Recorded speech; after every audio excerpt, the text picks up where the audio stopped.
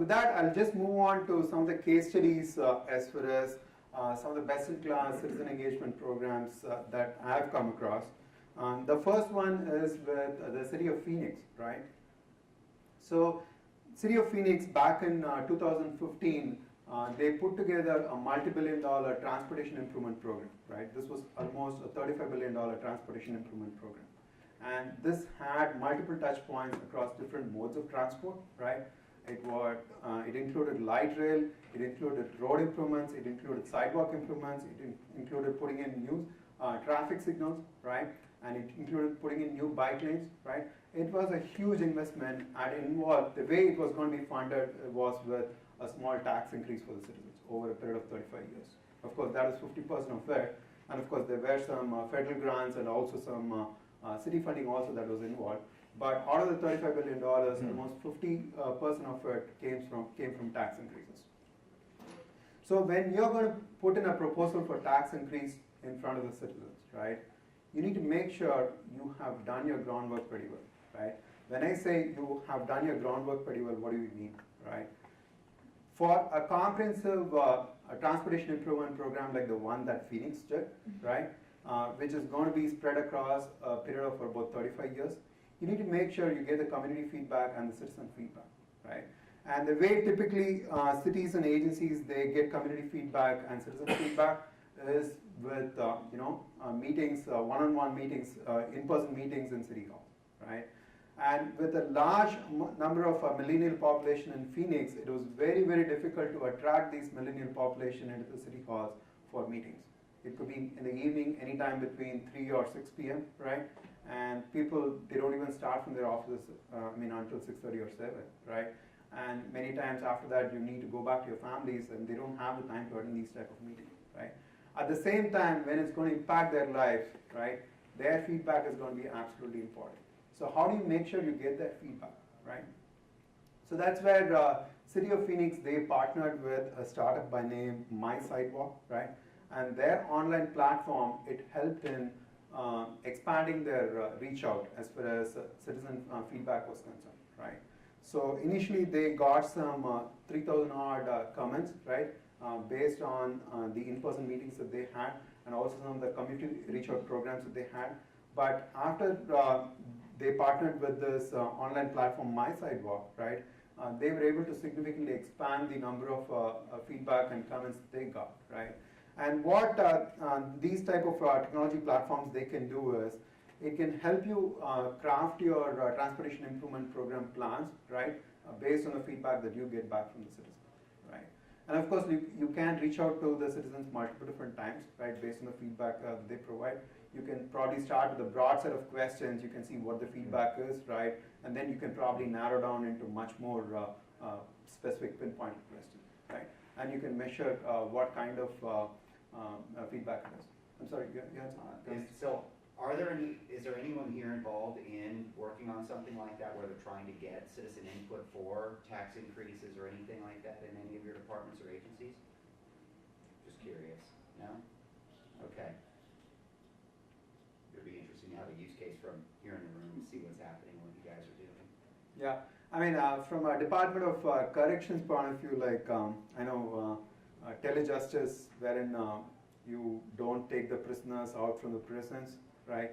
Using video conferencing facilities, you try and hook them up with the Justice Department judges, right?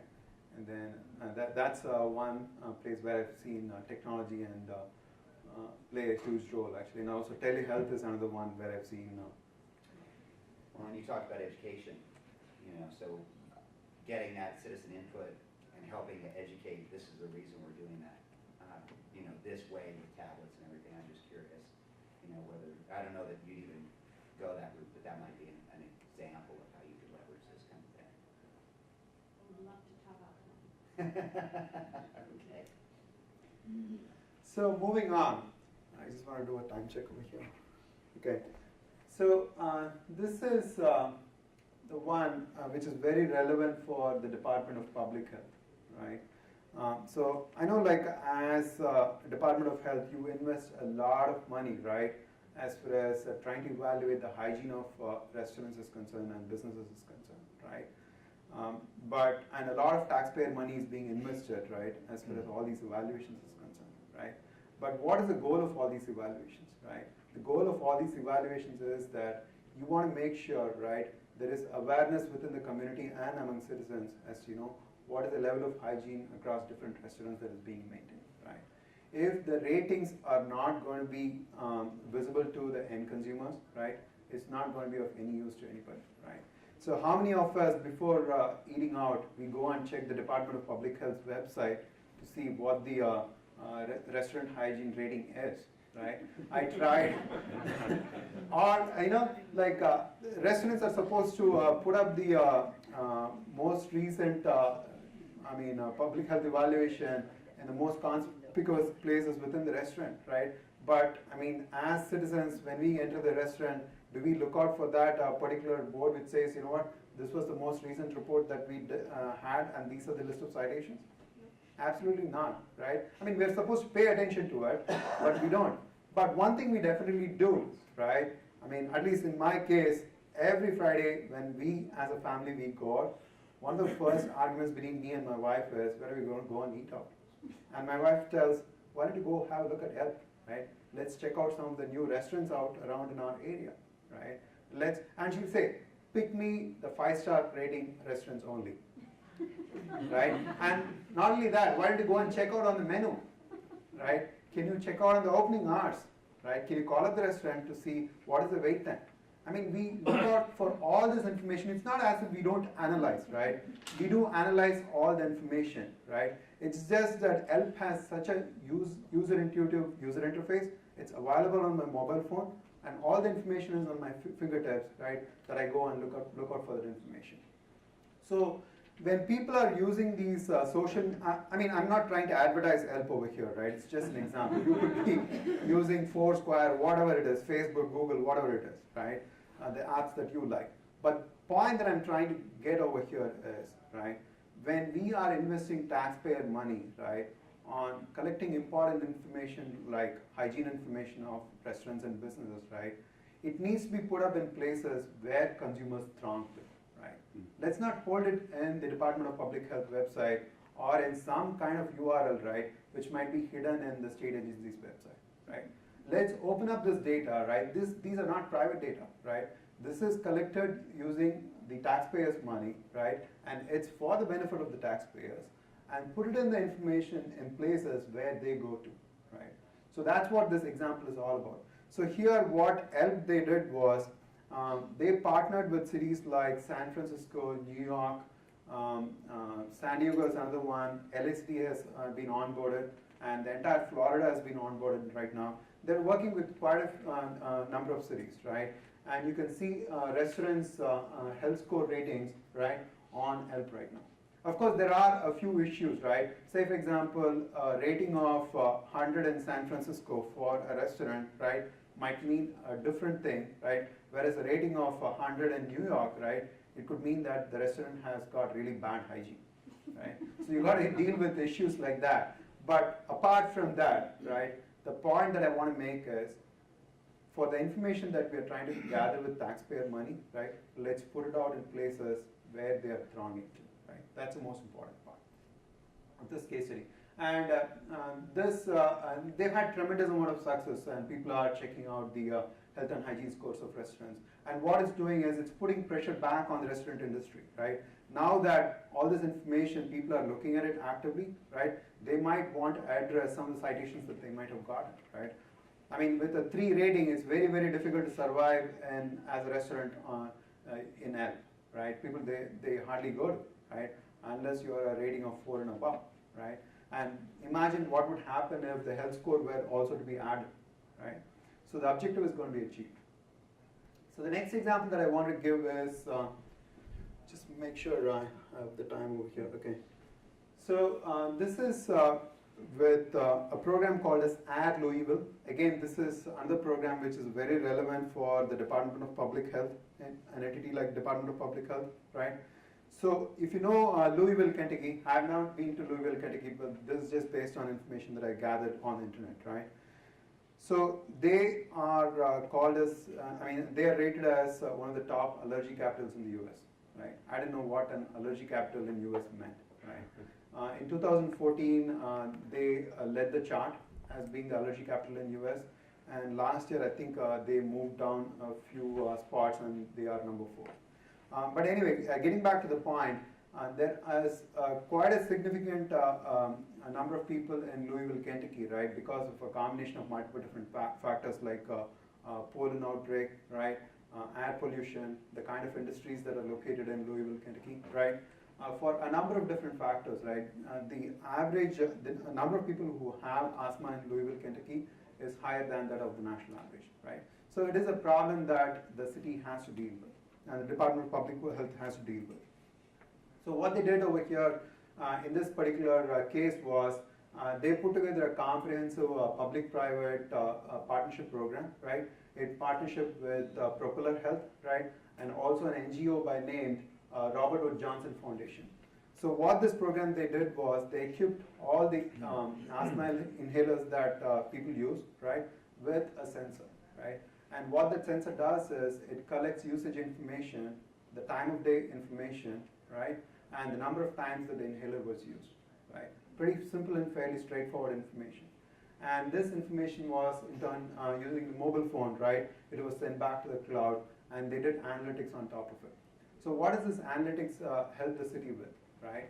They can try and understand, right, I mean, what are the real hotspots around the city, right, where this asthma outbreak is, and what kind of actions can they take, right, in order to alleviate some of the pain, right? It could be, say, for example, shutting down some industries which are causing heavy pollution around that particular location, right? Or it could be, say, for example, focusing their effort on planting more trees, right, where there could be heavy, high levels of air pollution, right? It could be an n number of actions that could come as a result of the insights from those analytics, right? And that's what this program, it helped. And of course, like it could help different stakeholders in different ways, right? Say, for example, it could help the citizens in managing their asthma better, right? Say, for example, if you are a parent of a child who is impacted with asthma, right? The moment, say, for example, they have a heavy attack with asthma, say, for example, the number of times that they're using the inhaler is pretty high, right? Then you get a notification on your phone that, you know what, your child is going through the pain right now. You might want to pay more attention, right? So, of course, like different stakeholders' needs are being taken care of. But from a city point of view, right, they were able to identify the asthma hotspots, right, around the different parts of the city, and they were able to take appropriate actions based on the information and insights they got from the analytics. So that's an example of Add Louisville, Kentucky program. So the last example that I have over here is we had the most recent presidential elections here in the US in 2016, right? So towards the last week of the presidential election, they were trying to ramp up the number of eligible voters to register, to get them to register, right? And I don't know, like how many of you know about the Link NYC program in New York City, right? Do you know?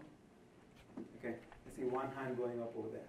So basically, for the benefit of the rest of the audience, what the Link NYC program is, under Mayor Michael Bloomberg, they had these payphones, almost 13,000 payphones in New York City across different boroughs, right? And of course, nobody's using all these payphones which are out there in the street corners, right? It's just outdated. Everybody has a cell phone. So back in 2013, when the contract came for renewal, the mayor said, you know what? These phones, they don't have usage anymore, right? But can we repurpose this infrastructure, right, for something else, right? So that's where they came with this digital kiosk infrastructure, and it has been put up by a consortium of a few companies, right? And what it basically does is it provides the city and the various government agencies within the city, right, to communicate with their citizens, right? You can do community messaging, that's one part. And the second part is you get a free high-speed Wi-Fi in a radius of 150 to 200 feet. And of course, there is an opportunity for monetizing these kiosks using digital advertising. So that's a new revenue stream for the city, right? A non-tax revenue stream, right? In the case of New York, they could be looking at close to about $1 billion in revenue over a 10-year period with a guaranteed minimum of $250 million, right, just from digital advertising revenues. So getting back to the use case, what they did was, in order to ramp up the number of voter registration for eligible voters, they put up the message on these kiosks, and citizens, they had the opportunity to go and register to be a registered voter using these kiosks, right? And these were in the most visible places around New York City, right? And they've become such an integral part of New York City, right? And in the few months since its launch, right, close to about 500,000 people have signed up for using these kiosks, right, Wi-Fi connectivity. And close to about 1 million unique devices they connect to these kiosks every week, right?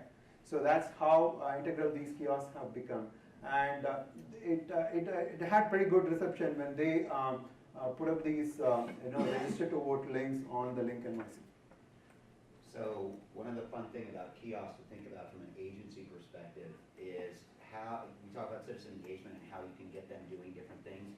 There aren't many agencies that my folks meet with to say we have all the staff we need to do every job that we have. I don't know about your agencies, but I guess that's probably pretty similar. There's been many cutbacks. There's not enough people to do everything that they're asking you all to do. This is a great way to help that. And in an emergency situation like we just had at Oroville, for example, where you have thousands of people who've been moved and put into temporary facilities, how does social services interact with those folks? How does welfare interact with those folks? How do all these different agencies interact?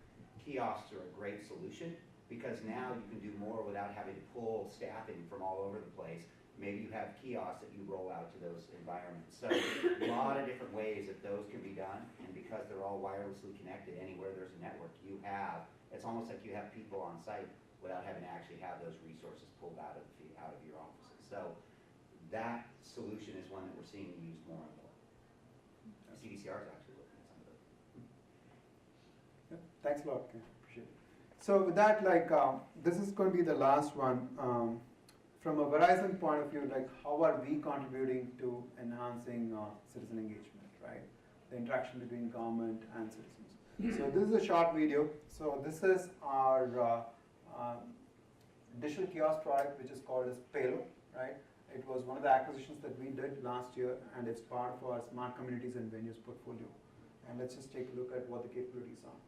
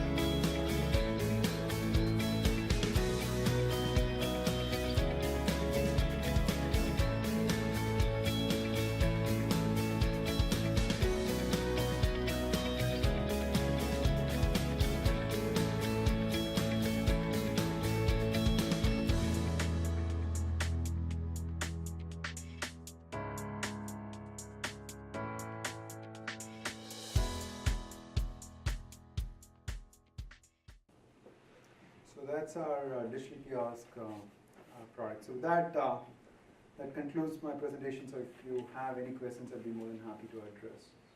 Thank you. Appreciate it again.